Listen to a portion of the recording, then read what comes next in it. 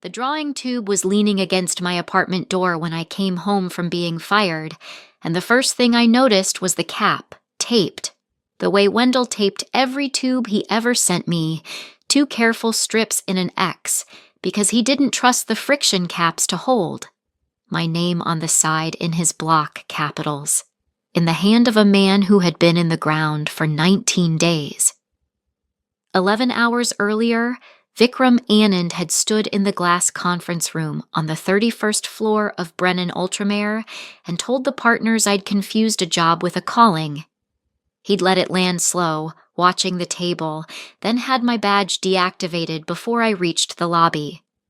I slid down against my own door and sat on the hallway floor with my coat still on. I pulled the tape and uncapped the tube and slid out the rolled sheet Wendell Brennan had left me. It wasn't a drawing.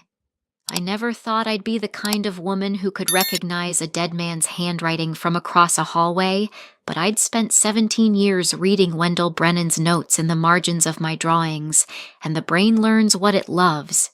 Don't draw what impresses them. Draw what outlasts them.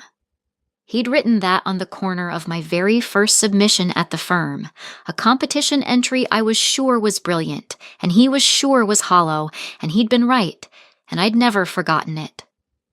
Brennan Ultramare was 83 years old, an architecture firm whose name meant something even to people who'd never commissioned a building in their lives, the kind of practice that got written up in monographs, the kind that turned down work it found beneath it.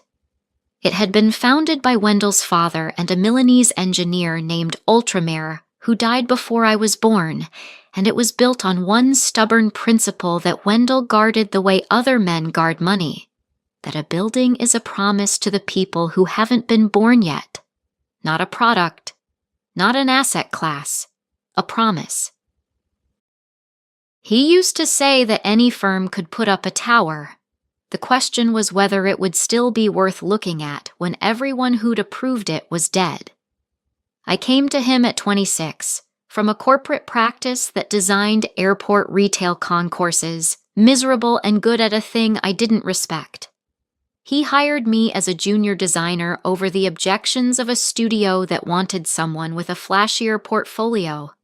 In my 4th year, he gave me the restoration of a 1911 civic library that 3 larger firms had bid to demolish, and I spent 18 months learning the building's bones well enough to bring it back. And when it reopened, Wendell stood in the reading room with his hands behind his back and didn't say anything for a long time, which from him was the highest possible praise. He made me design principal in my 9th year and studio director 2 years after that, over a partnership that grumbled I was too precious, too slow, too in love with old things.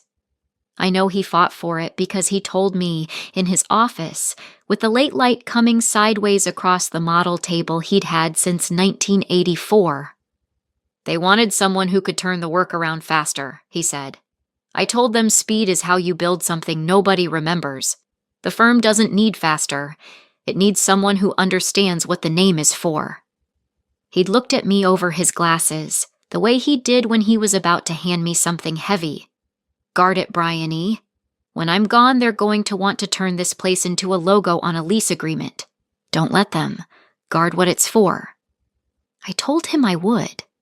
I didn't understand then what guarding it would actually demand of me, or that even as he said it, he was already drawing a second set of plans I'd never see, a structure underneath the firm that no one would think to look for.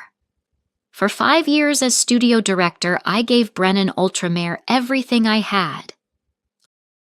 I led the projects that put the firm back on the cover of the journals, the transit hall in Lisbon, the reconstructed opera annex, the civic work that doesn't pay well, but is the reason serious clients come to you for the work that does. I rebuilt the model shop the accountants kept trying to digitize out of existence. I protected the senior fabricators, the 2 old men who could still build a basewood study model that told you more in an afternoon than a month of renderings. The firm grew. Billings climbed. And for a while, with Wendell still alive and still chairman of the partnership, the growth and the soul of the place held in balance, because his stake outvoted everyone and his word closed every argument. Then the balance tipped, the way it always does, with money. 4 years ago, to fund the firm's expansion into 3 new markets, Wendell had taken on an outside partner, a professional services investment group that bought into architecture practices the way other people collect undervalued real estate. He kept control. He was careful about that, more careful than any of us understood at the time. But the investors seated their people on the partnership board, and their people brought their arithmetic, and their arithmetic had exactly one article of faith. A respected name is a marketable asset, and an asset that isn't being maximized is an asset being wasted. They looked at our restoration division, slow, exacting, barely profitable, the truest thing we did, and they saw a line item. They looked at me, the person who protected all of it, and they saw friction. For 2 years, Wendell held them off with nothing but his signature and his stubbornness. Then the diagnosis came, and then it got worse fast, and the board began, in the considerate way these things are always done, to plan for the firm after him. The man they brought in to do the planning was Vikram Anand. Vikram came out of the investment group itself, a managing partner whose specialty was unlocking value in legacy practices, which in the 2 firms before us had meant gutting the unprofitable studios, slapping the famous name onto volume developer work, and exiting at a multiple before the reputation caught up with the reality. He arrived as managing partner designate while Wendell was still alive, still chairman, still technically the controlling voice, and he walked the studio floor like a man pacing off square footage he intended to relet. Our first real collision was over the restoration division. Vikram wanted it folded, the personnel reassigned to commercial production, the civic work declined going forward, the heritage credibility preserved in the marketing while we stopped bleeding on the delivery. I told him the credibility was the delivery, that you cannot fake 83 years, that the developers who hired us for the towers only hired us because of the libraries, and that the day we stopped doing the libraries, the towers would go to someone cheaper inside of 2 years. He smiled at me with a patience that had already written me off. Bryony, you're an artist, and I mean that as a compliment. But artists confuse what they love with what the business is. This is a firm. It has a balance sheet. The sooner you can see this place as a practice and not a cathedral, the easier all of this goes. A small pause, waited. For you especially. I went to Wendell that evening. He was home by then, smaller than I'd ever seen him, a blanket over his knees in the chair by the window where he used to sketch. But his eyes were still the eyes that could find the one wrong line in a sheet of 200. He's going to take it apart, I said. The minute you're gone, I can hold the design. I can't hold the board. They'll outvote me on everything that actually matters. Wendell didn't answer right away. He looked out at the street for a while, the streetlight just coming on, and then he did something I didn't expect. He smiled. Small, private, the smile of a man watching something he'd set rolling a long time ago finally come into view at the end of the road. Bryony, he said. Do you trust me? You know I do. Then when they do the thing they're going to do, and they will, it's the only move they've got. I need you to do one thing for me. Just one.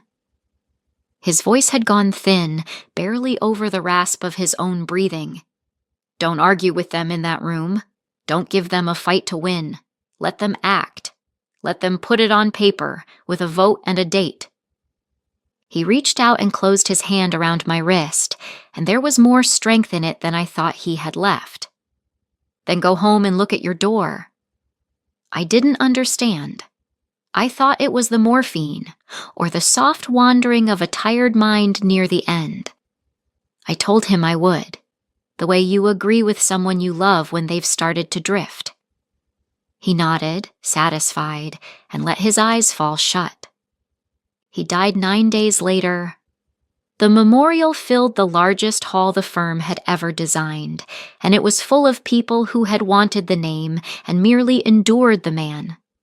Vikram gave a reading about honoring a legacy by having the courage to evolve it, and I watched the board members nod along, and I understood that the waiting was finished and the taking apart was about to start. It took them 11 days to come for me. They did it on a Tuesday in the glass conference room on the 31st floor, the one we called the aquarium because the whole partnership could watch you through the walls. Wendell's drawings still hung in the corridor outside.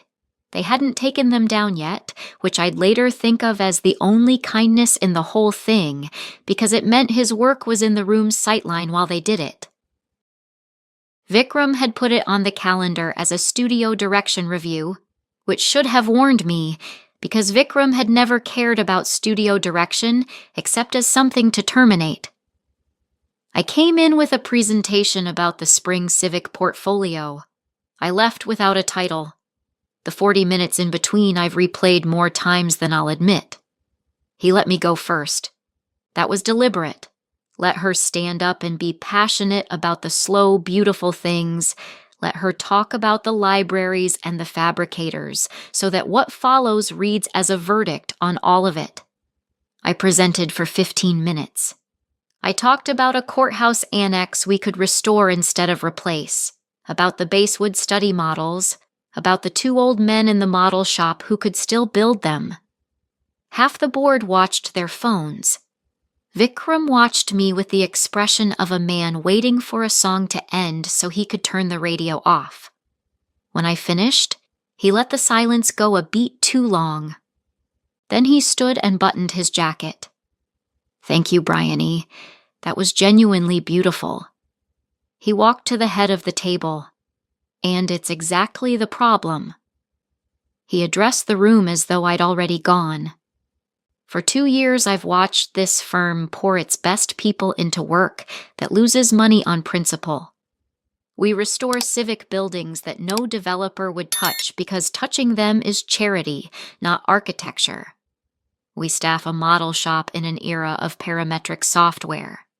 We turn down volume commissions that every comparable practice books without blinking." He turned over a page he didn't need. "We have one of the most respected names in the profession and a culture that treats profit like a stain. That's not a practice. That's a museum with a payroll. And I wasn't hired to curate a museum." Then he turned to me, finally, for the audience. "Bryony, you are a remarkably gifted designer. Nobody in this room questions that. But this firm has outgrown the way you see it. Principals draw, owners decide. And you are not an owner." He said the last part slowly, evenly, so the table could taste it. "The board has voted. We're restructuring the studio leadership. Your role as studio director is being eliminated. Effective today, we're grateful for your years here." The room was very quiet. I looked around it, at people I'd carried through deadlines, who'd stood in my finished buildings and called them the best work of their lives, who'd asked me to write recommendation letters for their children. Not one of them looked up. There was a woman named Folake Adeyemi, an independent director Wendell had personally brought onto the board, and even she kept her eyes on the table, though her jaw was tight in a way I'd remember later. The vote had already happened. It had happened in some dinner, some call I wasn't on, and this room was only the place where they made me watch it. I felt the heat climb my neck. I felt all 17 years of it, the all-nighters before reviews, the fights I'd won to keep the fabricators, the promise I'd made to a dying man, gathering into something that wanted very badly to stand up and set the table on fire. And then I heard Wendell, as clearly as if he were in the next chair. "Don't give them a fight to win. Let them act. Let them put it on paper." So I didn't fight. I stood slowly. I gathered my boards and my laptop. I said the only thing I trusted myself to say without my voice cracking. Thank you for 17 years.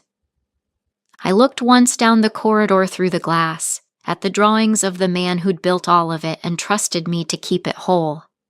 Then I walked out, past assistants pretending to type, past the office that wasn't mine anymore, into the elevator and down through 83 years of a firm I'd given my life to.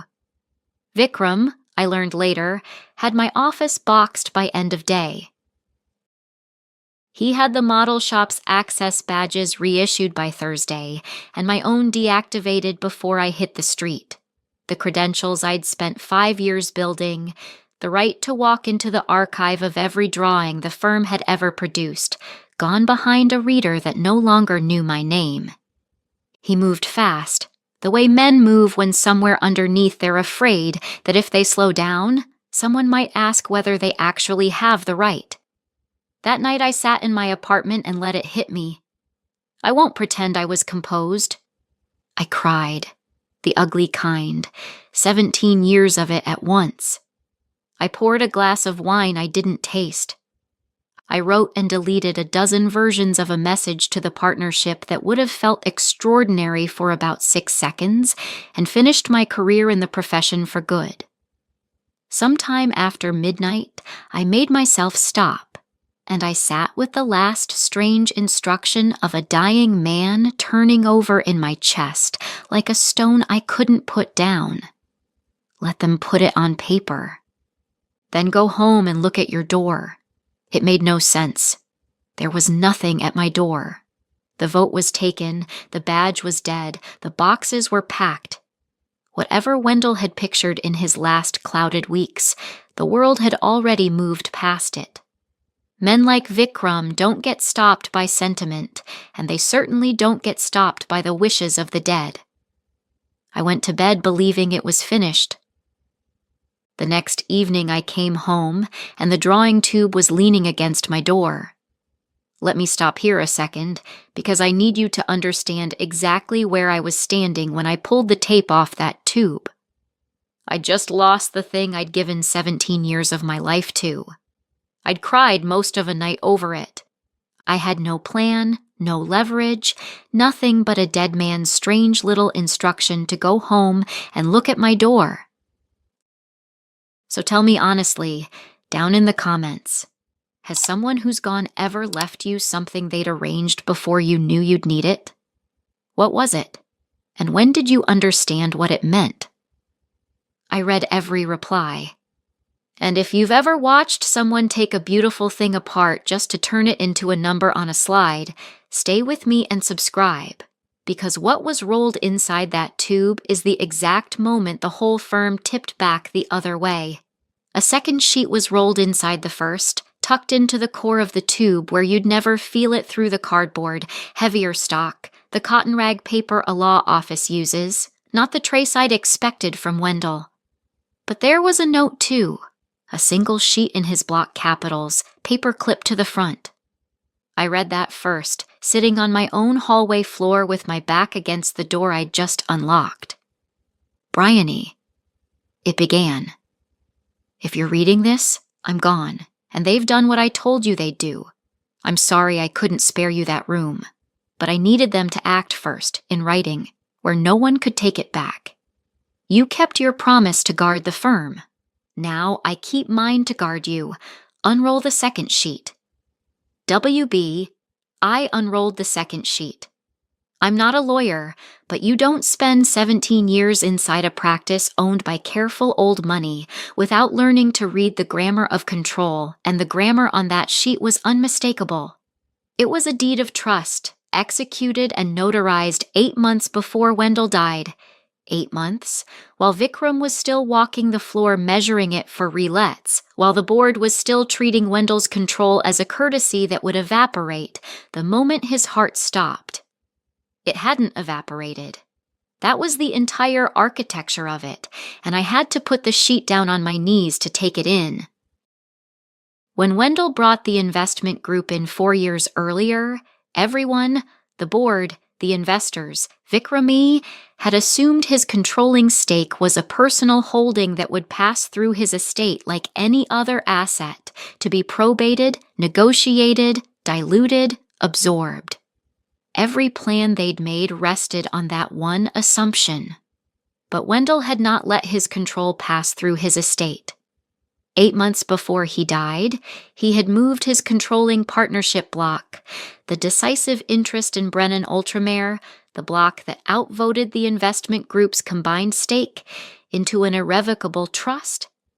And the trust had a single operative purpose written into its heart, a condition Wendell had drafted himself and his lawyers had translated into binding language. The trust existed to protect the design independence of the firm.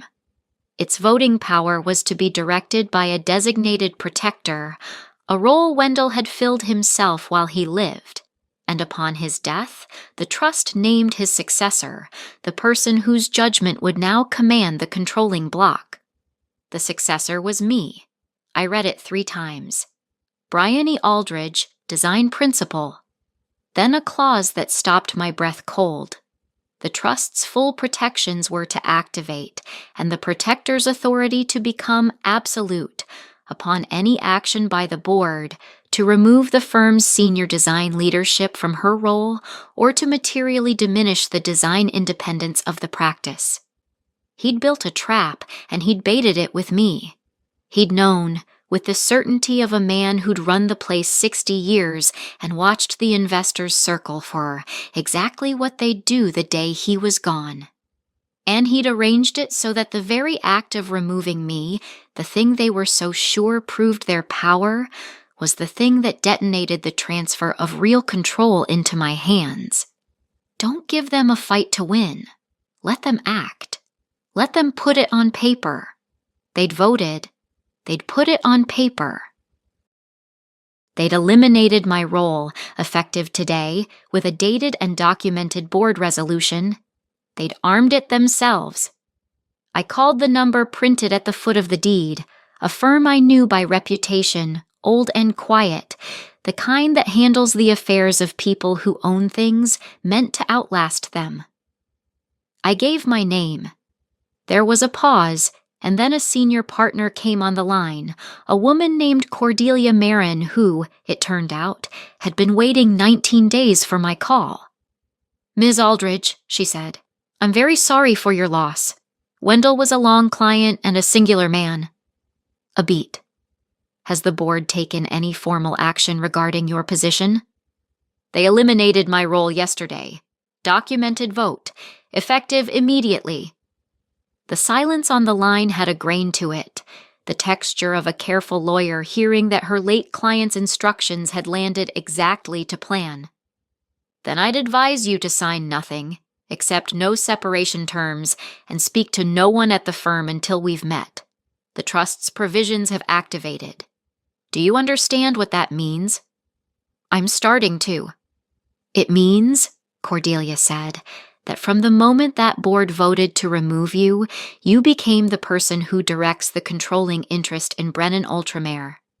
The board that fired you yesterday now serves at the pleasure of the shareholder you represent, which is to say, at yours." I heard a page turn. "Mr. Anand doesn't know this. Neither does the board. Wendell was very particular that they learn it the same way they made you learn their decision, in a room, with everyone watching." I sat on my hallway floor a long time after we hung up. Across the city, Vikram was almost certainly meeting whoever he'd lined up to replace me, blocking out the volume commissions, deciding which civic project to kill first, certain that the only thing standing between 83 years of work and a clean exit multiple had been walked out the door the day before. He was building his whole future on the assumption that the old man's control had died with the old man. He had no idea that the deed to the firm had been sitting in a cardboard tube against my apartment door since dusk. It took Cordelia 8 days to convene it, and they were the strangest 8 days of my life. A woman with no office, no title, no badge that opened a single door, quietly holding the controlling interest in a firm worth more than some towns, saying nothing, signing nothing, while Vikram Anand built his future on sand. I know how he spent those days, because people talk, and they talk most when they feel the wind starting to shift and want to be remembered as having stood on the right side of it. He announced my transition to the studio as a natural evolution of the design function. He met 2 name-brand architects about taking my chair. He sat with the investment group to accelerate the volume strategy, 3 developer towers, a licensing arrangement to put the Brennan Ultramare name on a residential brand in 2 foreign markets, all the things Wendell had spent his life refusing. He ordered the restoration division wound down by quarter's end. He moved fast, the way they always move, so that by the time anyone thought to ask whether he had the right, it would all already be done. Cordelia sent the notice on the 8th day, a shareholders' meeting, called by the holder of the controlling interest, to be held in the firm's own boardroom. Attendance required of all directors and partners. Subject line, flat as a sidewalk. Governance. I'm told Vikram laughed when he saw it. I'm told he assumed it was the investment group flexing, some routine post-Wendell housekeeping, and that he prepared a deck on the licensing roadmap to impress whatever fund manager would be running the room.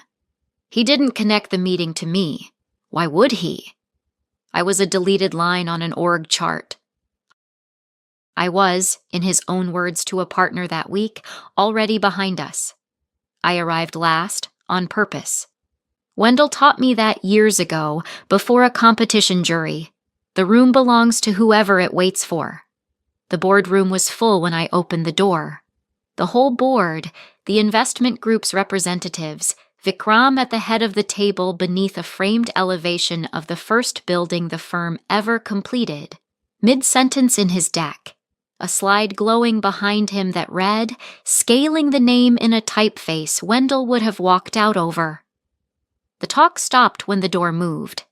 Vikram turned, saw me, and his face cycled through it. Confusion, then irritation, then the start of a smile meant to be cruel. Bryony. He set down his clicker. I think there's been some confusion. This is a shareholders' meeting. This isn't appropriate. You don't have standing here anymore. Let me get someone to walk you out. Cordelia stepped in beside me, calm the way only a senior lawyer in a very good coat can be calm. Mr. Anand, I'm Cordelia Marin, counsel to the Brennan Design Trust. I'd ask you to let Ms. Aldridge sit down. She called this meeting.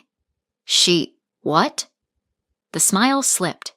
Bryony didn't call anything. The trust? That's Wendell's estate. That's still being settled. The stake passes to... The stake passed nowhere, Cordelia said. It was placed in an irrevocable trust executed last year. It did not enter the estate. It is not being settled.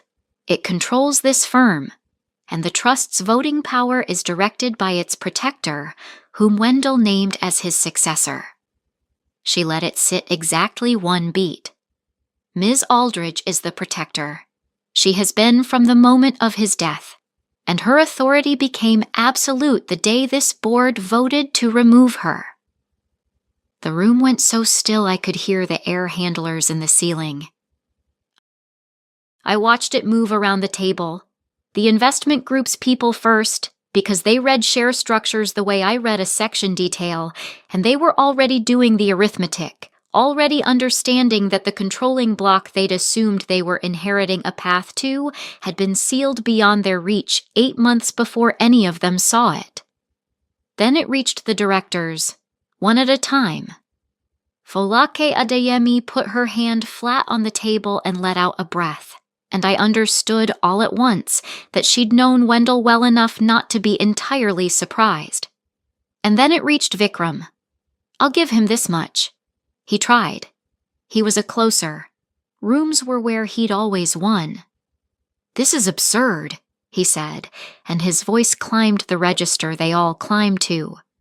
Whatever that document says, the board holds full authority over firm operations and The board, I said, and it was the first time I'd spoken, and my voice did not break, serves the shareholders. I represent the shareholder that controls this firm, which means, Vikram, that for the last 8 days you have been reporting to me. You just didn't know it. I walked to the table. I did not sit. You stood under the first building this firm ever built and told that room I'd confused a job with a calling. You eliminated my role to prove that you could. And in doing exactly that, you tripped the one provision Wendell wrote to make sure that whoever tried to gut this place would hand it with their own hands to the person who'd protect it.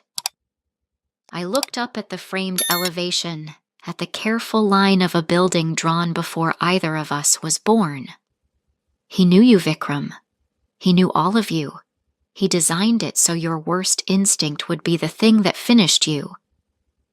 Vikram had both hands flat on the table now, holding himself over it. "What do you want?" he said. The same 4 words. They always arrive at the same 4 words. "I want what Wendell wanted," I said. "I'm exercising the trust's authority to reconstitute this board. The licensing deal is dead, effective now. The towers go back out for reevaluation on our terms, not the group's. The restoration division reopens Monday, every person reinstated, with the back pay your efficiency would have cost them. And your contract as managing partner is terminated for the cause being that you moved to materially diminish the design independence of a firm you were a steward of, not an owner." I turned to the investment group's lead, a silver-haired man who'd gone the color of paper. "The trust has no fight with the investors. Your stake is safe. Your returns are safe, better than safe, because a firm with its name intact is worth more than a hollowed one, as your own analysts will tell you inside a year. But control of the design direction of Brennan Ultramare is not, and will never again be, for sale." That was the entire point of all of it. Vikram stood under the elevation, in front of his glowing slide, and for the first time since I'd met him, the man who treated commerce as the only real thing in the world had nothing to sell and no one in the room buying. "You're a designer," he said. It was all he had left. "You don't know how to run a firm this size. You'll sink it inside 2 years. I looked at him, and I let myself smile, finally. The way you smile when a long argument ends exactly the way a dead man told you it would.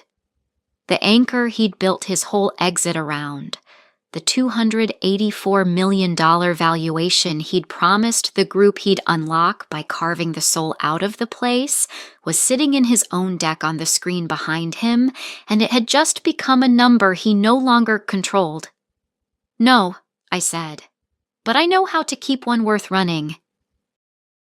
He picked me for the part you were never going to understand. Vikram Anand left the boardroom the way they all leave at the end, escorted this time by the same quiet building security he'd once sent to clear my desk, though I'd given no such order. Cordelia simply tilted her head toward someone in the doorway, and it happened, the machinery of a firm righting itself. He didn't take his laptop. Scaling the name stayed glowing over an empty chair until a junior associate finally thought to kill the projector. The last I saw of him, he was crossing the lobby I'd walked out through 8 days before, a man who unlocks value with nothing left to unlock. He surfaced again, of course.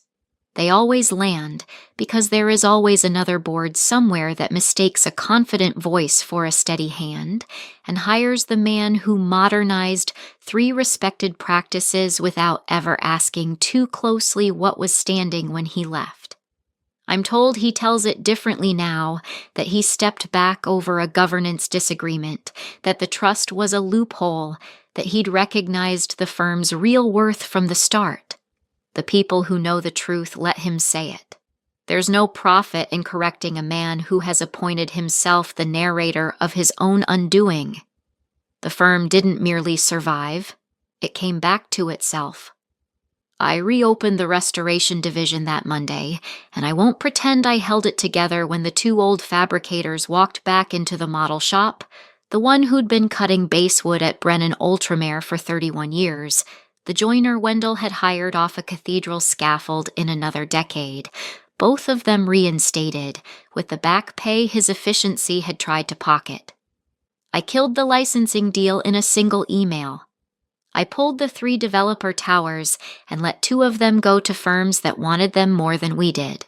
The 3rd we kept and built honestly. I had the archive readers reprogrammed, this time to recognize my hand. The civic annex I'd been presenting the day they fired me broke ground a year later, and the profession's journals used the word return, and I let them, because it was near enough to true. The investors stayed. Cordelia had been right, and so had Wendell. A firm with its name intact is worth more than a hollowed one, and inside 2 years the billings proved it so plainly that the investment group's own analysts started citing Brennan Ultramare in their decks as the reason heritage practices shouldn't be strip-mined for parts. The thing the accountants had filed under sentiment turned out to be the most valuable line on the balance sheet. It always had been. They'd simply never learned to read the drawing. I direct the trust now, and I took back the title of studio director alongside it, because Wendell had drawn the structure so the 2 would always sit with one person, the one who makes the buildings and the one who guards the right to keep making them, finally, the same set of hands. I keep his note in the flat file beside my desk, the block capitals on cotton rag paper, and I take it out on the afternoons the board grows restless, and the old pressure to optimize starts seeping back under the door, the way it always does, the way it always will. I think about that first boardroom often, the one where they made me stand and watch. How sure Vikram had been, beneath the first building this firm ever drew, that removing me was the proof of his power. He never grasped that Wendell had spent his last clear months drawing a second structure underneath the firm, a frame no value unlocker would think to look for, and that the only trigger it needed was the one act Vikram's nature made inevitable. Wendell didn't have to trap him. He only had to let the man be exactly who he was. That's the thing about the people who want to turn everything into a number. They're so certain power is the loud thing, the vote, the announcement, the desk they can empty, that it never occurs to them it might be the quiet thing. A cardboard tube taped with 2 strips and an X. A clause, 8 months old. A dead man's faith in the one person who promised to keep the lines from being erased. He told me to go home and look at my door. I almost didn't believe him. I'm grateful every single day that I went and looked,